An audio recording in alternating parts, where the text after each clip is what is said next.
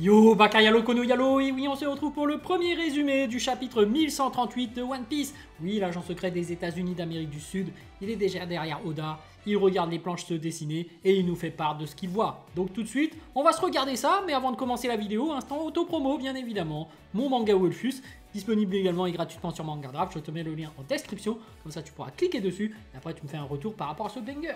Je le répète, mon manga Wolfus, disponible également et gratuitement sur Manga Draft. Le lien est dans la description. Mais on est là pour regarder le premier spoiler, le premier résumé du chapitre 1138 de One Piece. Alors c'est parti, let's go. Hop, je me décale comme d'habitude et on se regarde ça. Bon, One Piece spoiler 1138. One Piece 1138, texte sacré. Shamrock et Shanks sont des jumeaux et Shanks est le plus jeune. Bon, ça y est, c'est dit, c'est clair, c'est son jumeau. On s'en doutait, mais finalement, Henrik21, le youtubeur, avait raison, puisque c'est lui qui a fait la théorie en premier que Shanks avait un frère jumeau, et que c'était celui qui était allé voir le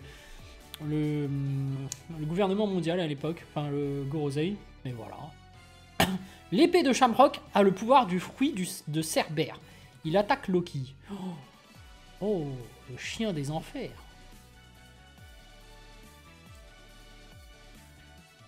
C'est marrant parce que c'est son épée qui a le pouvoir. C'est pas lui.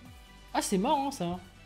Ah, c'est comme Sponder, je crois, non? Celui qui a une épée éléphant là. Enfin bref. Les gardes géants disent que Shanks les a attaqués. Luffy ne peut pas le croire. Ah oui, il joue sur ça en fait. Parce que le frère jumeau de Shanks, du coup, chacune de ses actions fait que bah, tu penses que c'est Shanks, mais en fait, peut-être que c'était pas Shanks, peut-être que c'était Shamrock. Donc du coup, ça peut porter confusion. Et du coup, peut-être que cet arc va tester la croyance, la foi en son mentor, en son mentor de Luffy. C'est-à-dire que Luffy, est-ce que tu crois vraiment en Shanks? Est-ce que tu crois qu'il n'est pas capable de faire autant de conneries? Alors que c'est son frère jumeau, quoi, qui l'a fait en fait. C'est vraiment pas Shanks. Mais on verra. L'homme au chapeau de Kaza, celui qui a bu avec Crocus, s'approche du château. Il apparaît au moment où Luffy dit que les pirates de Roger sont de la famille de Shanks. Quoi? Où Luffy dit que les pirates de Roger sont de la famille de Shanks. Quoi? Les pirates de Roger sont de la famille de Shanks. Ça veut dire que Goldie Roger, qui est un D, bah Shanks c'est un D alors. Attends, il semble donc que cet homme fasse partie de l'équipage de Roger. C'est mal décrit là, je n'ai pas totalement compris, mais bon allez, vas-y. Qui est de la famille de Shanks là? Je comprends pas. Les pirates de Roger.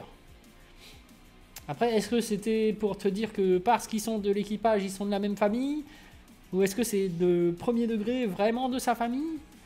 Et de qui exactement? Les pirates de Roger, c'est qui exactement? C'est Rayleigh? Rayleigh est un pirate de Shanks, donc Rayleigh est de la famille de Shanks? C'est quoi le délire? Et pourquoi c'est pas tous des D alors?